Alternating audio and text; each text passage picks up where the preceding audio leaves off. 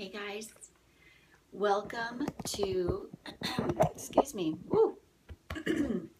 Gosh, the first time I talked today, I just realized that everybody's still sleeping, so it's just us. All right, so today is awesome. Oh my God, so awesome. Today is all about, I don't even know where to begin because today is what I do in my life coaching practice. And hey, Evie, hi, good morning. It's something I do in my life coaching practice. It's something I'm going to be doing at a seminar next week. It's all about you having a vision for your life. Well, which, let's face it, for these last 75 days, this whole book has been about getting a vision for your life. So we're just going to dive in because this is gold. You guys, this could change the trajectory of your life if you allowed it, if you absorbed it, if you stop multitasking for the 5 minutes that it takes to listen to what I have to say that I learned on day 75. So today on 100 Ways to Motivate Yourself, it's called Learn Vision-eering, okay? So learning Vision-eering. Vision-eering is the act of engineering your dreams into reality by the use of active mental imagery. So let's go through an example of this real quick. So in the book, Stephen Chandler talks about how he used to do these live public speaking engagements where he would take, his little girl would come with him, she was 10 years old, and he would take her to these seminars where he was doing these lessons, these seminars on teaching visioneering, which is actually a technique originally coined by a man named Dr. Dennis Deaton. And Dr. Deaton is very well known, good morning Joyce, very well known public speaker in the realm of getting a vision for your life and the biblical context of it and everything. But when Stephen Chandler would do these seminars, he would take his little 10-year-old daughter Marjorie with him, and she would be in charge of handing out the pamphlets to people and passing out pens, and then she would take a seat and just listen to the seminar like everybody else would listen. Well, he would give the seminar, and it was all about creating a vision for your life, and he would take everybody in the seminar through Dr. Deaton's visioneering principles on how to get a vision for your life, how to know what you're supposed to do in your life, and how to actually make it manifest. Well, he knew that his 10-year-old daughter was in the audience, but he wasn't sure how much of the information she was able to discern at her young age, until one day he was at a pool, and his little girl was there swimming, and she had her best friend with her, and he was at the pool, and he's reading a book, and his little girl was there with her best friend, and her best friend was terrified to do excuse me, a dive off of the deep dive, so off the deep diving board.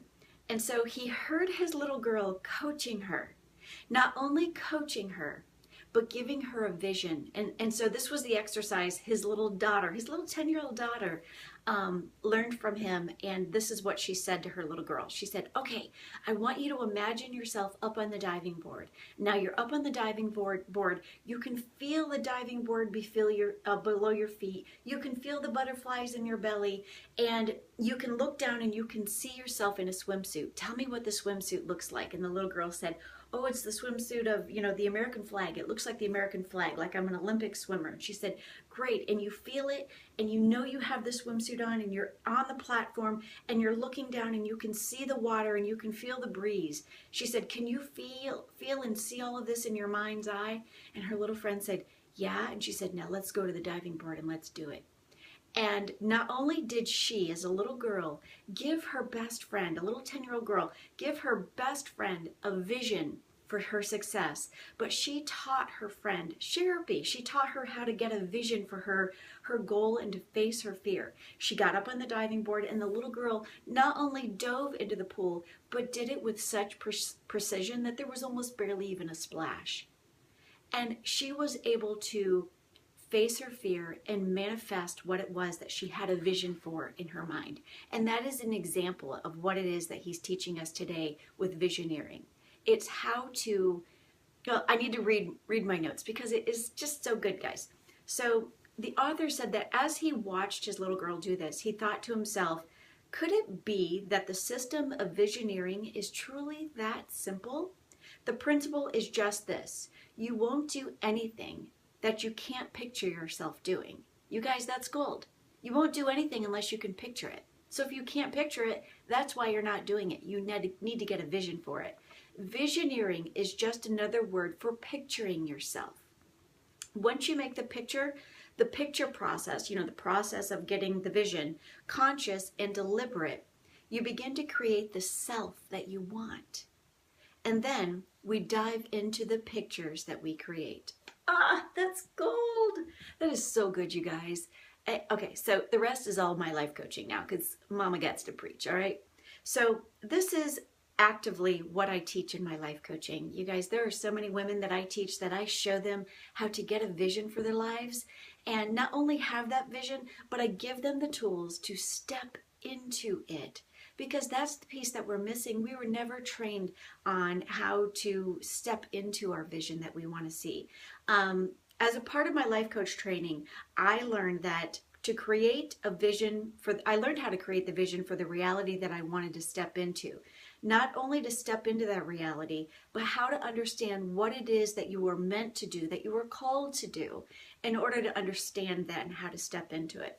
The process of visioneering, oh my gosh, why am I so tongue twisted today? The process of visioneering is not a new concept, but it is a detailed concept that is often overlooked. The law of attraction has started a movement where people were taught that there's more to just the reality, that if you believe it, you can see it. And you should know about the law of attraction. If not, you need to go on Netflix and watch The Secret, because it teaches you about the law of attraction. But the law of attraction is not all there is to it, so pay attention. There is more. We can attract what we want, which is what the law of attraction teaches us. But there's more to it. We can attract it, but we must engage in it with the universe by creating a plan, by stepping into it and being aware. So here's what it is that I teach. And again, if you're interested on I don't know if it's the 9th or when, I'm going to be doing a vision board class for the Yoga House in Kingsville, Ohio. And I'm going to be partnering with a lot of other women, and we're going to be teaching this. And I'm going to teach you how to single-handedly step into the vision that you want for your life. So to develop a vision for the future state that you want to accomplish or acquire, it just takes some application of your mind. You need to sit with your thoughts, acknowledge what it is that's in your heart, and create the vision. And then you need to believe in it, and you need to practice that vision. And this is where we go beyond vision boards. Sure, vision boards and vision ribbons that I teach women about, and affirmations and morning reflection, morning meditations are all a part of this. It is starting to breathe life into that vision so that it becomes a part of your reality. You need to take action to pursue your vision. You need to sow seeds toward your vision. You need to have conscious awareness through the efforts that you make. You need to persevere systematically to accomplish your vision. Your vision isn't just going to show up. You need to have a plan. Continuous reevaluation of where you're going and making sure that you're on track is also a huge component that I teach the women in my life coaching classes. Your vision has to be something that you live. You can't look at your vision on occasion as a vision board, that is hung somewhere or shoved behind a bunch of canvases or, pictures or whatever. And it can't be just a once a year New Year's resolution. You must resolve to get a vision and to have a vision and then to live into that vision. So you see, as children, we had no problem envisioning things. We would call it our imagination. We witnessed this with our children. We were curious, and when we were children, we dreamed. And we felt that if we could dream it, we could do it. I mean, think about mud pies and selling mud pies or lemonade stands. There was nobody telling us we couldn't. And if we dreamed it and we thought there was potential, we chased it. And as adults, we still have this awareness, but it usually manifests in the form of worry.